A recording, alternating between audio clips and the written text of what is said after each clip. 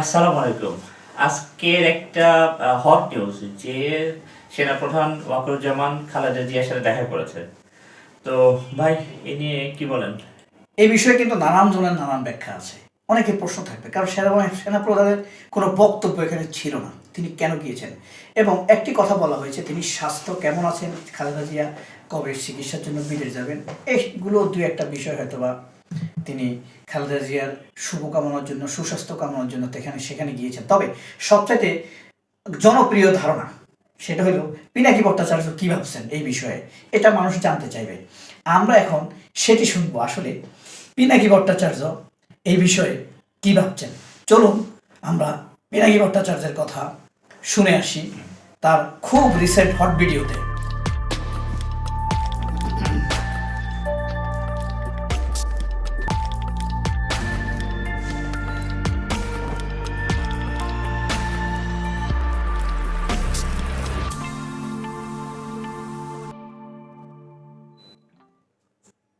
ওয়াকার সাহেব সচল হয়েছে, ওনার পাঙ্খা গজাইছে ইন্ডিয়ার সচিব নিয়ম বহির্ভূতভাবে ক্যান্টনমেন্টে যাইয়া যখন দেখা করছে, তারপর থেকে গত বুধবার সে খালেদা জিয়ার সাথে গেছে দেখা করতে।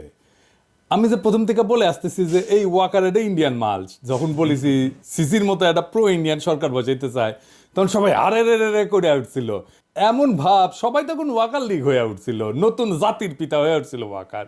এখন বুঝেছেন তো উঠটি কি কই বান্ধা আছে, যারা তখন সিক্কর মারিছিলেন আপনারা জবাব দিবেন। ইন্ডিয়ান ফরেন সেক্রেটারির সাথে কিসের ইটিস পিটিস, তার জবাব আছে নাই।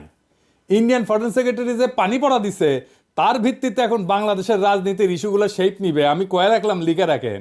এরই একটা অ্যাসাইনমেন্ট হইতে পারে খালেদা জিয়ার সাথে দেখা করা, ওনারে কিছু বোঝানোর চেষ্টা করা। কি কি পানি পড়া দিছে ইন্ডিয়ান ফরেন সেক্রেটারি ওয়াকার রে, আসেন সেটা একটু বুঝে দেখি। কি দিছে এটা বলা মুশকিল, এটা ওয়াকার আর পররাষ্ট্র সচিব বিক্রম মিশ্র জানে, তবে আমরা অনুমান করতে পারি।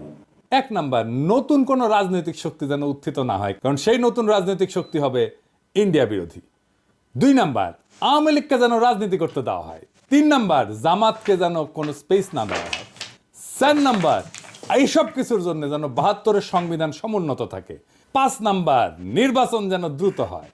নির্বাচন দ্রুত না হইলে বিএনপির খবর আছে, ধানের শিশার কেউ চিনবে না, চিনবে নাকি টেম্পু স্ট্যান্ড। যাই হোক, এমনিতে বিএনপি আমার উপরে বিলা, আরো বিলা হোক, সেটা চাই না। তাইলে যা যা ঘটতেছে রাজনৈতিক মহলে, সেই সব এই লাইন বরাবর না। এবার বুঝেছেন তো কার্তিকি কই বান্দা, ইন্ডিয়া মারিচ্ছে ওইটি থেকে আর লাশ পড়িচ্ছে এইটি। ওয়াগার সাহেব ক্যাঙ্কা জাতির ত্রাণ করতে, এবার বুঝেছেন তো, বুঝছাও। এইবার আসেন সংবিধান নিয়ে আলাপ করি। ৭২-এর সংবিধানের মধ্যে কি পাইছে বিএনপি, এটা রাখাই লাগবি।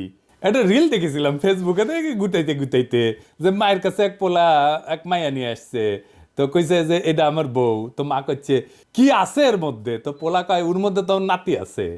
দেখেন। ওমা, মা হ্যাঁ, বলছি আমি বিয়ে করেছি, এইটা তোমার বৌমা। এই মেয়ে হবে আমার বাড়ির বউ? কি আছে এই মেয়ের মধ্যে? ওর মধ্যে তোমার নাতি আছে। ইনকা ওই ৭২-এর সংবিধানের মধ্যে কি আছে দেখি, কোন ভালোবাসায় বিএনপি কি ঢুকাইছে এর মধ্যে, হাঙ্গারে দেখা দরকার, তাই না? আসেন দেখি। বিএনপি ৭২-এর সংবিধান থাকুক, এটা তো চায়, তাই না? তো মির্জা আব্বাস কইছে যে ওনার নাকি কষ্ট লাগে এই সংবিধানকে যখন বাদ দেওয়া লাগে। শহীদের রক্তের দিয়ে লেখা যে সংবিধান, সেই সংবিধানকে যখন কবর দেওয়ার কথা বলা হয়, তখন কিন্তু আমাদের কষ্ট লাগে। তো মানে দেখি আব্বাস ভাই, উনি আবার কইছে কি, আমি পড়ে দেখলাম অনেক মন দিয়া, ভুল কইছে নাকি, কইছে যে আমি ৭২ সালের সংবিধানের সমর্থক নই, আমি ৭১ সালের সংবিধানের মুক্তিযুদ্ধের রক্তের সমর্থক। মানে কি, বাংলাটাও তো ঠিক মতো কো ব্যাপারের নাই। মানে দেখি আব্বাস ভাই, ৭১ সালের সংবিধান কোনটা, আওলায় গেলে হবে, এখন ক্ষমতা নাই যেতে যেতে। আরো কইছে যে মুক্তিযুদ্ধ হয়েছিল বলে এই সংবিধান, ওই সংবিধানে যদি খারাপ কিছু থাকে নিশ্চয়ই সেটা বাতিলযোগ্য। ওই সংবিধানে যদি খারাপ কিছু থাকে, নিশ্চয়ই সেটা বাতিলযোগ্য। তো আব্বাস ভাই, কি খারাপ জিনিস আছে সংবিধানে, আপনি তো কইছেন, যদি থাকে তাহলে কি খারাপ জিনিস আছে সেটা বলেন, কি বাতিল করবেন সেটা বলেন। আমরা তো মনে করি এক মন সংবিধান, দুধের মধ্যে এক ফোঁটা সোনা পড়িছে, পুরাটাই নষ্ট, তা আপনি বাদ দিবেন কি? পুরোটাই তো নষ্ট। একটা রাজনৈতিক দল হিসেবে আপনাদের তো বলতে হবে এই সংবিধানে খারাপ কি আছে, বলছেন কখনো বলেন নাই। ওইটুকু কাজ তো করবেন না, ওই কাজ করার না আছে হ্যাডম, না আছে ইচ্ছা। সংবিধান সম্পর্কে আপনাদের ক্রিটিক্যাল পজিশন কি নাই তো, তাই আপনারা এটা বদলাবেন না। অবশ্য ক্ষমতা গেলে বদলানোর মতো সংখ্যাগরিষ্ঠতা আপনাদের থাকবে না, লিখে রাখেন, কয়ে দিলাম আজকে। না না, আমাদের বদ্ধ না আর কি, আপনারা প্রত্যেকদিন নিশ্চিত করিচ্ছেন যে আপনাদের ভোট কমে। আপনাদের ভোটের মুরগি আপনি লেজে কাটবেন না গলায় কাটবেন সেটা আপনাদের ব্যাপার, কিন্তু আপনাদের বলতে হবে আপনারা কি বদলাবেন সংবিধানের। না বললে নির্বাচনে যাইতে পারবেন না। নির্বাচনে যাইয়া দেখেন কোন কিসিমের সমালোচনা শুনেন আমাদের কাছ থেকে টের পাইবেন, তখন ভাইবেন না আপনাদের ভোট দেওয়ার জন্য বসে আছে সবাই। না, ওই দিন বাগে খাইছে। কেন আপনাদের ভোট ব্যাংক বাগে খাইতেছে সেটা আমি আলাপ করবনি, দেখাই দিমুনি কেন আপনার ভোট ব্যাংক বাগে খাইতেছে। খুব মনে করেন যে মার্কা দেখে চাপ্পা দিবে, ওই দিন গেছে। আজ আমার আলাপ শুধু সংবিধান নিয়ে। আবার রিজিভ ভাই কইছে যে সংবিধান বাতিল মানে নাকি মুক্তিযুদ্ধকে অস্বীকার করা।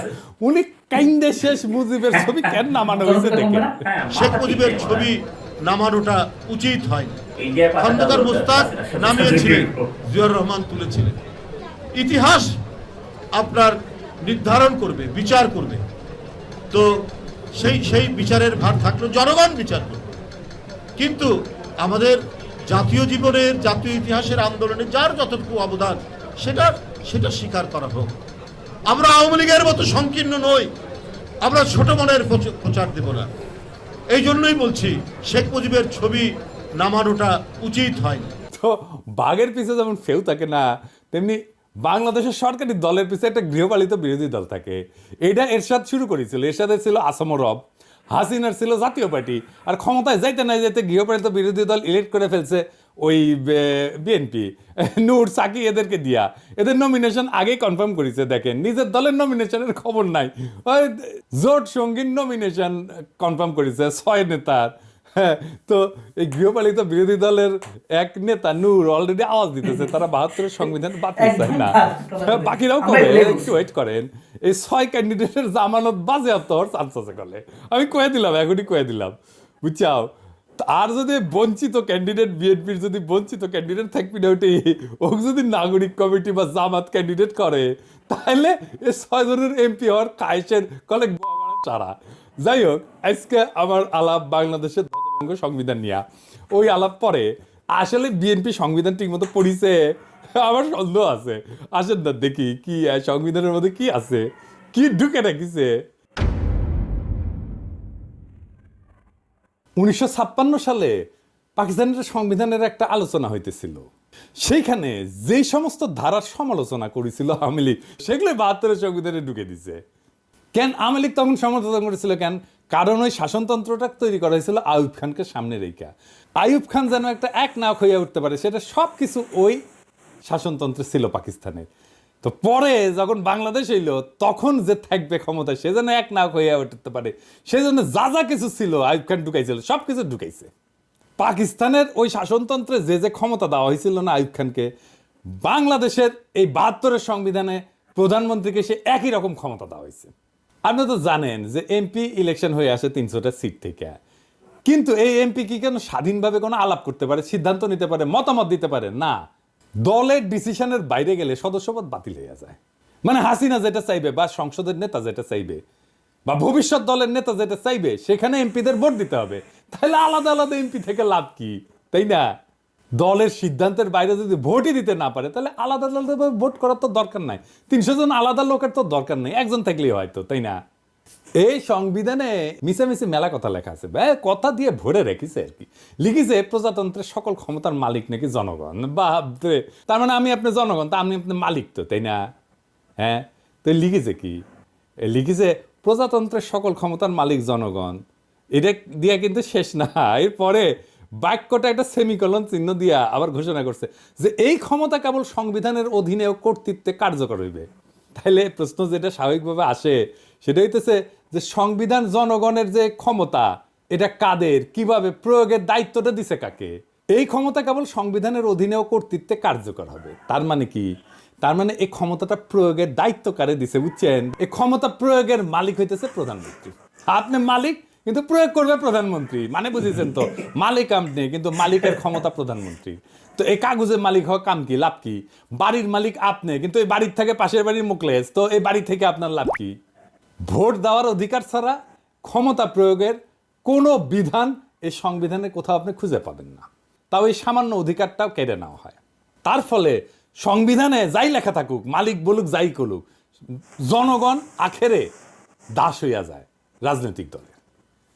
এবার আসেন রাষ্ট্রপতির ভূমিকা নিয়ে কথা বলি। সংবিধানে যে রাষ্ট্রপতি বিষয়ক অনুচ্ছেদ আছে না, ওইখানে বলা আছে যে কেবল প্রধানমন্ত্রী নিয়োগের ক্ষেত্র ব্যতীত রাষ্ট্রপতি অন্য সকল দায়িত্ব পালনে প্রধানমন্ত্রীর পরামর্শ অনুযায়ী কার্য করিবেন। তবে শর্ত থাকে যে প্রধানমন্ত্রী রাষ্ট্রপতিকে আদৌ কোনো পরামর্শ দান করিয়াছেন কিনা, এবং করিয়া থাকলে কি পরামর্শ দান করিয়াছেন, কোনো আদালত সেই সম্পর্কে কোনো প্রশ্নের তদন্ত করিতে পারিবে না। অর্থাৎ সংবিধান রাষ্ট্রপতিকে যে সব ক্ষমতা দিছে বলে মনে করা হইতেছে, তার কোনোটাই আসলে তার নাই, বুয়া। সবই প্রধানমন্ত্রী পরামর্শ অনুযায়ী প্রয়োগ করতে বাধ্য। তা প্রধানমন্ত্রী পরামর্শ ছাড়া যদি প্রয়োগ করতে না পারে, তাহলে রাষ্ট্রপতি থেকে লাভ কি কর বলেন তো? বিচারপতি, নির্বাচন কমিশনের নিয়োগ, সকল সাংবিধানিক পদে নিয়োগ দান, দণ্ডপ্রাপ্ত আসামির দণ্ড মওকুফ, কোনো কিছুই প্রধানমন্ত্রী পরামর্শ ব্যতীত করার ক্ষমতা সংবিধান রাষ্ট্রপতিকে দেয়নি। আবার সংবিধান পড়লে মনে হতে পারে যে রাষ্ট্রপতি প্রতিরক্ষা বাহিনীর সর্বাধিনায়ক, সে বিচারপতি নিয়োগ করে, অ্যাটর্নি জেনারেল নিয়োগ করে, নির্বাচন কমিশন মহা হিসাব নিরীক্ষক নিয়োগ করে। কিন্তু আগের অনুচ্ছেদটা যদি দেখেন না, তাইলে এই সমস্ত ক্ষমতা আসলে দেখা যাচ্ছে যে দৃশ্যত রাষ্ট্রপতির, কিন্তু প্রকৃতপক্ষে এটা প্রধানমন্ত্রীর আন্ডারে। রাষ্ট্রপতি প্রধানমন্ত্রীর আন্ডারে চাকরি করা এক বালচুন, যার নিজের কোনো ক্ষমতা নাই, চাঁদের মতো আর কি, নিজের কোনো আলো নাই। প্রধানমন্ত্রী সূর্যের আলোতে সে আলোকিত। তো সংবিধান অনুসারে বলছে যে রাষ্ট্রপতির আছে প্রধানমন্ত্রী নিয়োগের ক্ষমতা, কিন্তু এবার বলাও আছে যে সংসদের সংখ্যাগরিষ্ঠ সদস্যের আস্থাভাজন বলে রাষ্ট্রপতির নিয়োগ প্রতীয়মান হইতে হবে। তার মানে রাষ্ট্রপতি তাকেই প্রধানমন্ত্রী নিয়োগ করবে যে সংসদের সংখ্যাগরিষ্ঠ। তার মানে তার রাষ্ট্রপতির তো আসলে কোনো ক্ষমতা নাই। প্রকৃত অর্থে প্রধানমন্ত্রী নিয়োগের ক্ষমতাও তার না, এটা হলো সংখ্যাগরিষ্ঠ সংসদ সদস্যের ক্ষমতা। তারপরে প্রধানমন্ত্রী তো প্রজাতন্ত্রের নির্বাহী ক্ষমতার অধিকারী করছেই, মন্ত্রী নিয়োগ করা, বরখাস্তের এখতিয়ার সংবিধানে প্রধানমন্ত্রীকেই দিছে। বাংলাদেশের সংবিধানে প্রধানমন্ত্রীকে যে ক্ষমতা দেওয়া হয়েছে, প্রাচীনকালের সম্রাটদেরও এই ক্ষমতা ছিল না। আচ্ছা, এবার আসেন, পৃথিবীর সব দেশে ইমপিচ করা যায় রাষ্ট্রপ্রধানকে, তাই না? সংবিধান অনুসারে প্রধানমন্ত্রীকে কি ইমপিচ করা যায়?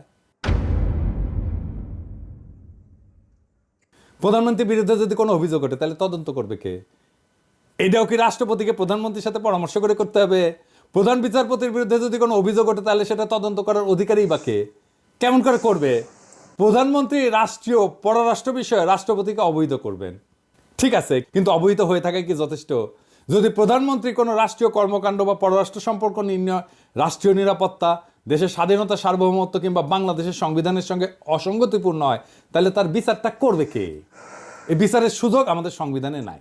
এইভাবেই সংবিধান প্রধানমন্ত্রীর স্বেচ্ছাচারিতার সুযোগ করে দেওয়া হয়েছে। এই সংবিধানের মধ্যে লুকায় আছে ফ্যাসিবাদের বীজ, এই সংবিধানের মধ্যে লুকায় আছে স্বৈরাচারের বীজ। ওই যে বলছি না, এর মধ্যে কি আছে, এইটাই আছে, ওইটাই বিএনপির পছন্দ। ও বিএনপি ওই আর একটা স্বৈরাচার হয়ে উঠতে চায়।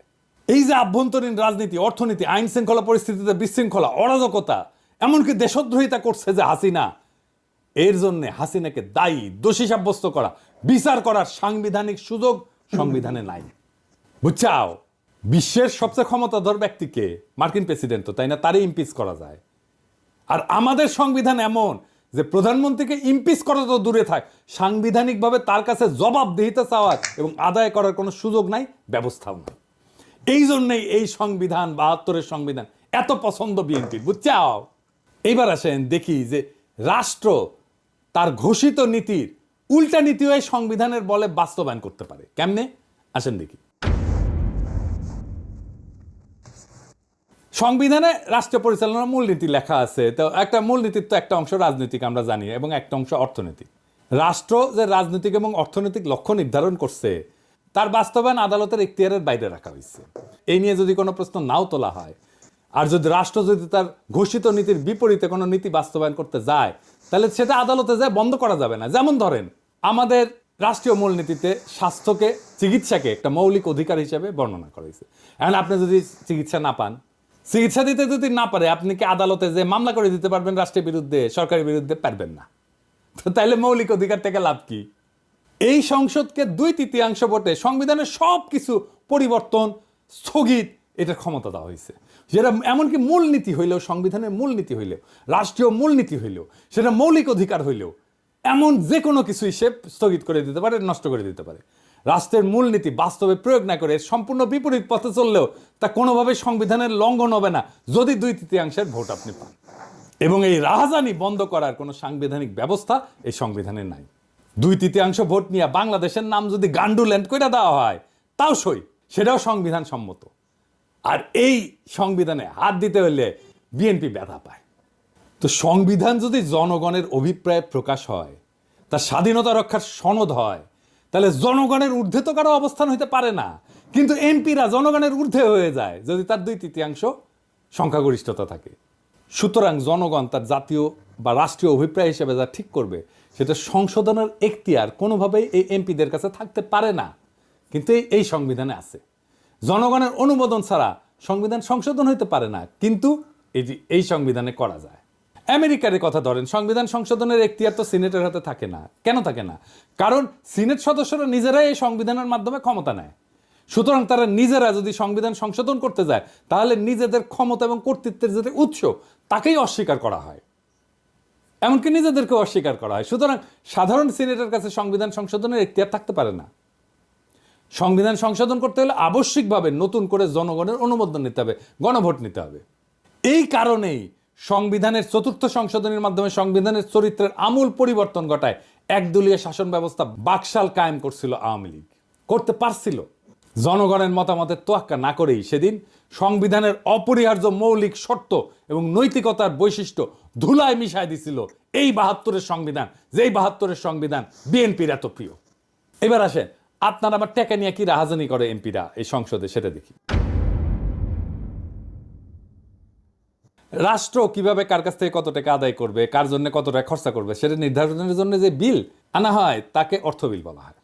এই অর্থবিল সম্পর্কে আদালতে প্রশ্ন উত্থাপন করা যাবে না। রাষ্ট্রের অর্থ যে কোনোভাবে খরচা করলে, আত্মসাৎ করলে, লুণ্ঠন করলেও জনগণের পক্ষ থেকে কোনো প্রশ্ন তোলার এতটুকু অবকাশ সেখানে নাই। আপনার বালিশ যদি 1 লাখ টাকায় কেনা হয় আর সেটা যদি অর্থবিলে অন্তর্ভুক্ত থাকে, এটা নিয়ে দুদকও কিছু করতে পারবে না। এবার বুঝেছেন তো কেন একটাও দুর্নীতির মামলা করা যায় নাই হাসিনার দলের লোকেদের বিরুদ্ধে, হাসিনার বিরুদ্ধে? এই জন্যেই এই সংবিধান বল রাইখা হাসিনার দুর্নীতির বিচার করতেই পারবেন না। এই জন্যই চাইছিলাম এই সংবিধান ছুঁড়ে ফেলে দিতে, যেই সংবিধান বিএনপির এত প্রিয়। এই সংবিধানের 11 ভাগে একবারে শেষ দিকে একটা অনুচ্ছেদে বলা আছে, এই সংবিধানের বিধানাবলী সাপেক্ষে সকল প্রচলিত আইনের কার্যকারিতা অব্যাহত থাকিবে, তবে অনুরূপ আইন এই সংবিধানের অধীনে প্রণীত আইনের দ্বারা সংশোধিত বা রহিত হইতে পারিবে। এর মানে হইতেছে পাকিস্তান আমলে যে সমস্ত আইন বিধিবিধান জারি ছিল তা ছিল ব্রিটিশদের পরিত্যক্ত, তাই দুইবার স্বাধীনতার পরেও দাড়ি কমা সমেত বাংলাদেশে জারি করা হইল সেই সমস্ত আইন।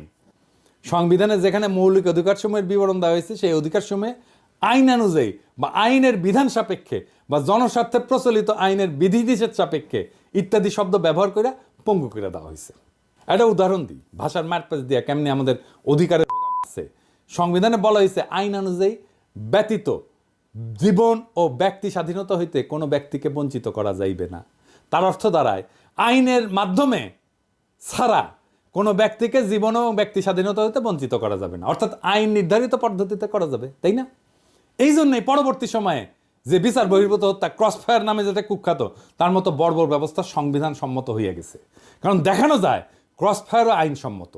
আপনি কি দেখেছেন এতগুলো ক্রসফায়ার হয়েছে, এর বিচার কেন হইল না? বুঝেছেন তো বিএনপি এসে এটার বেনিফিট নিবে। ক্রসফায়ার তো বিএনপি শুরু করেছিল।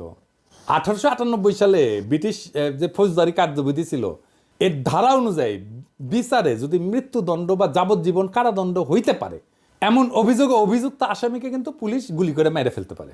এমন একটা ঘটনা ঘটলে একটা প্রশাসনিক তদন্তে গুলি ছড়ার ঘটনাটাকে আত্মরক্ষামূলক বলে মনে করলেই হত্যাকাণ্ডটা আইনসম্মত হয়ে যায়। এইভাবে সমস্ত ক্রসফায়ার আইনসম্মত হয়ে গেছে।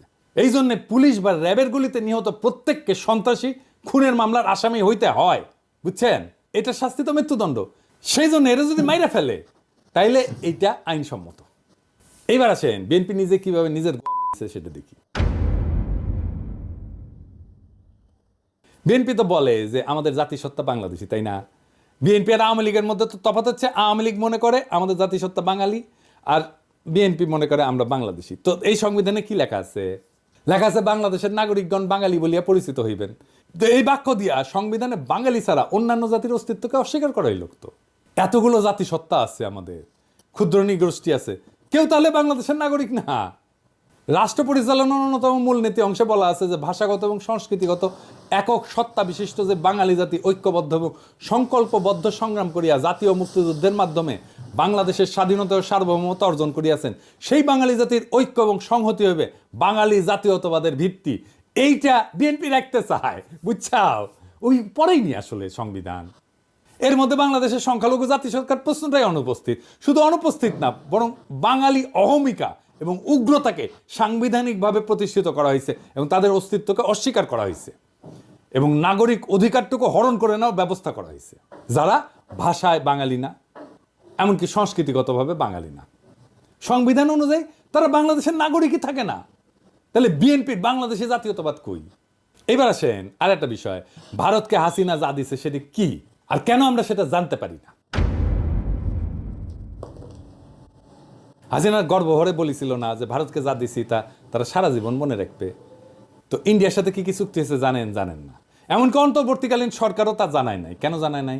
কারণ রাষ্ট্রীয় কোনো চুক্তি হোক, তা জাতীয় আন্তর্জাতিক তা সম্পাদনের পূর্বে বা পরে জনগণের কোনো মতামত গ্রহণের জন্য কোনোভাবেই জনগণের কাছে বা তার প্রতিনিধির কাছে উপস্থাপনের কোনো ব্যবস্থা রাখেনি। মানে এটা সংসদে আলাপ না করেও চুক্তি করতে পারে। তার মানে এই ৭২-এর সংবিধান অনুযায়ী অন্য যে কোনো রাষ্ট্রের সাথে যে কোনো চুক্তি, ট্রানজিট হোক, করিডোর হোক, যা কিছু হোক, বন্দর দিয়ে দেওয়া হোক, চুক্তির আগে বা পরে দেশবাসীর সঙ্গে আলোচনার সাংবিধানিক কোনো বাধ্যবাধকতা নেই। সমস্ত আন্তর্জাতিক চুক্তি সম্পাদিত হয় জনগণকে অন্ধকারে রেখে। এমনকি সংসদেও সেই চুক্তি নিয়ে আলোচনার কোনো বাধ্যবাধকতা সরকারের নাই।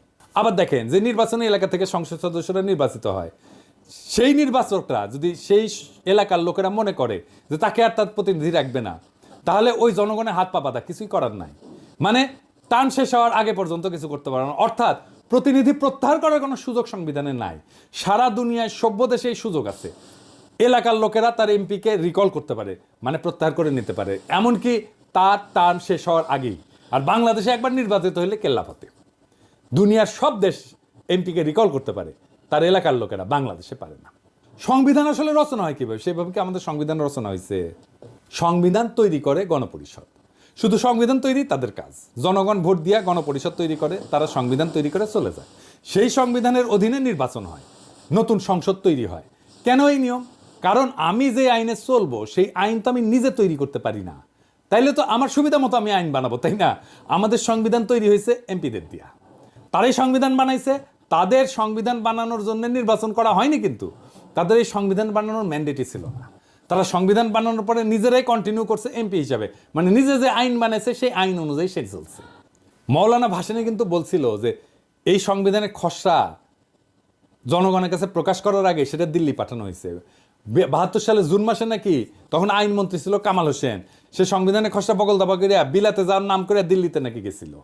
আচ্ছা ধরেন বানাইলো সংবিধান, মেলা ভালো সংবিধান বানাইছে, ধরে নিলাম, ধরেন হ্যাঁ তাই সই। তো ৭৩ সালে ২২ সেপ্টেম্বর তারিখে ৯ মাস গেছে মাত্র। তারপরে সংবিধানের ৩৩ নম্বর অনুচ্ছেদ সংশোধনীর জন্য দ্বিতীয় সংশোধনী বিল পাশ হইল এবং জরুরি আইন সংবিধানে সংযোজিত হইল। এটাও কিন্তু ভারতীয় সংবিধানের ২২ নম্বর অনুচ্ছেদের কপি, বুঝছাও? ভারতীয় সংবিধানে আটকাদেশ মেয়াদ ৩ থেকে ৬ মাস। এনে বাংলাদেশের সংবিধানে আটকাদেশের মেয়াদ কিন্তু অনির্দিষ্টকাল পর্যন্ত, বুঝছাও? তো কি বালের সংবিধান বানাইছিলেন যে ১ বছর না যাইতে কাটাছেড়া করতে হয়? সেই সংবিধান বিএনপি প্রিয়। তাই সংবিধানে তাইলে কি মধু আছে? কি আছে সংবিধানের মধ্যে? এই সংবিধানে আছে ফ্যাসিবাদের বীজ, এই সংবিধানে আছে স্বৈরাচারের বীজ। এই সংবিধান ইন্ডিয়ার ব্রেন চাইল, এইটারই রক্ষা করতে চায় বিএনপি। ইন্ডিয়া আওয়ামী লীগের দিচ্ছে, বিএনপি আর সানন্দে বিএনপি পাইতে দিচ্ছে। কি পাইতে দিচ্ছে জিজ্ঞেস করেন না। বাংলাদেশের জনগণ এটা মানবে না। এই সংবিধানের অধীনে নির্বাচন হবে না। প্রফেসর ইউনূসের সরকারের ম্যান্ডেট নাই, বিএনপি বলে। তাইলে সংবিধান প্রণয়নের জন্য সংবিধান সভার নির্বাচন হোক, ম্যান্ডেট নিয়ে তারা জনগণের জন্য সংবিধান লিখুক। ওয়েট করেন আপনারা। নির্বাচন করতে চান, আসেন এই গণপরিষদের নির্বাচন করেন, সংবিধান লেখার নির্বাচন। সেটা তো করবেন না। দেশের মালিক আপনারাই না, আমরাও দেশের মালিক। শুধু রাজনৈতিক দলের কথা শুনি না দেশ চালাবে অন্তর্বর্তীকালীন সরকার, এটা কোথায় লেখা আছে? জুলাই বিপ্লবের টাইমে ছাত্র জনতা একটা স্লোগান দিছিল, দেশটা কারো বাপের না, মাথায় রেখেন, দেশটা রাজনৈতিক দলের কারো বাপের না।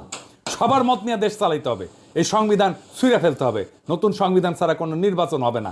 কেস ক্লোজ, ইনকিলাব জিন্দাবাদ। চমৎকার। আমার কাছে তো প্রত্যেকটা পয়েন্টে আমি সাধারণত যে কোনো কিছু ক্রিটিক দৃষ্টিতে তাকাই, দেখি, কিন্তু আমি এখানে যা দেখি, এই যে ওয়াকার সাক্ষাৎ করছে, এটা দিয়ে তো শুরু করলো। দেখেন আমাদের আলোচনার সাথে মিলছে, হ্যাঁ মিলছে। এই ঘটনা শুধু অসুখ হয়েছে, দোয়া করতে গেছে না, এক জামাতকে যাতে স্পেস না দেওয়া হয়, নির্বাচন যাতে তাড়াতাড়ি হয়, তাড়াতাড়ি হইলে ভালো, এগুলো লেগে দুইটা পয়েন্ট আমি বলি আপনাকে। নির্বাচন দেখেন, ব্যবসায়ীরা বলছে তাড়াতাড়ি নির্বাচন হোক, নুরুরা বলছে তাড়াতাড়ি হোক। কারণ কি, এদের এক একটা স্টেক রাজনৈতিক দলের সাথে 10, 20, 30, 50 জন ব্যবসায়ী বলছে যে ভাই আমাদের বাঁচান, ব্যবসায়ীরা বলতেছে। এখন বলছে ভাই আমার কার লগে চুক্তি করবো আমরা, সরকার হইলে ইউনুস, যদি বিএনপি আসে তাহলে বিএনপির বুঝাই টুঝে আমরা ম্যানেজ করে ফেলাম। কিন্তু এখন আমরা কারে ম্যানেজ করবো? এই অস্থির সময় কাটতেছে, অস্থির সময় যাতে বেশি না থাকে, তাড়াতাড়ি নির্বাচন দেন। ইন্ডিয়া যেভাবে বলতেছে, ইন্ডিয়া দেখবেন ইউনুসের খুব বিরোধিতা করে, এই যে ময়ূর আসিফ নজরুলের বিরোধিতা করে না, ছাত্রদের আর ইউনুসের বিরোধিতা করে ইন্ডিয়া। ঠিক আমাদের খালেদ মহিউদ্দিনও তাই, ছাত্রগুলো পাইলে মনে হয় যে বাঘের মতো ধরে। এই তো ভিডিওটা আজকে অনেক বড় হয়ে গেল, আজকে এখানেই। আল্লাহ হাফেজ, খোদা হাফেজ।